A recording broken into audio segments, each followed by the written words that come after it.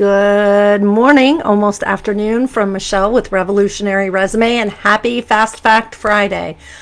In workforce news this week, there's a lot of things that are getting the attention of the headlines. Let's talk about some of those. Unemployment spiked for black men in January as more joined the labor force. We did add 143,000 jobs in January, and the unemployment rate fell to 4%. So we're still not back to the numbers involved and engaged in the workforce that we were, or are trying to be engaged in the workforce that we were prior to COVID lockdowns and such. So there are still jobs out there. New jobs are being created. Private payrolls expanded by, and that would be Rosie and Smokey. Apparently they have some workforce news for you as well. My little dachshunds. Maybe they'll make an appearance here later. But private payrolls expanded by 183,000 in January, topping the expectations. ADP is the one that reported on that. But there's funny because there's another story that job openings declined sharply in December to 7.6 million, below forecast. So pay attention to what news you're consuming and dig into the data before you let it drag you down and you're upset about some of the numbers. Again, I apologize for the commentary from the Wiener Dog Peanut Gallery. One moment. Hopefully that will be a little better. My apologies. So let's talk about jobs. I get a lot of questions about where to apply, how to apply. I still swear by Indeed. ZipRecruiter is decent too. Please, whatever you do, do not use Monster and Career Builder from back in the day. They are basically a clearinghouse for resume gathering and then reselling.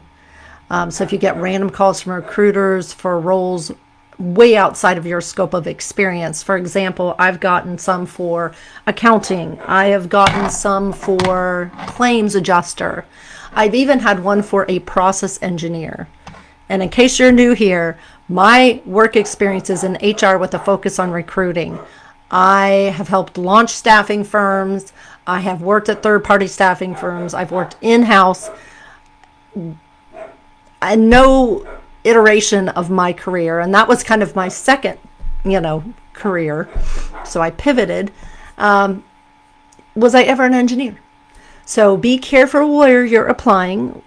Pay close attention to your cover letter. I always say if you're applying on Indeed, don't reuse the old cover letter. It's like, do you want to use this one? No, because you want to have a document where you copy and paste and you've already edited in the job title exactly as it appears in their posting and the company name and reviewed everything and make sure that the salient points line up well with their job description.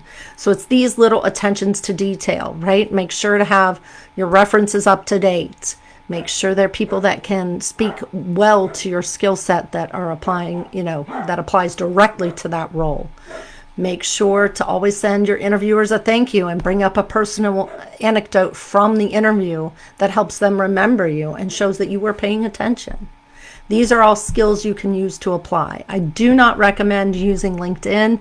However, I've done it myself, but applying on the company site is always the best.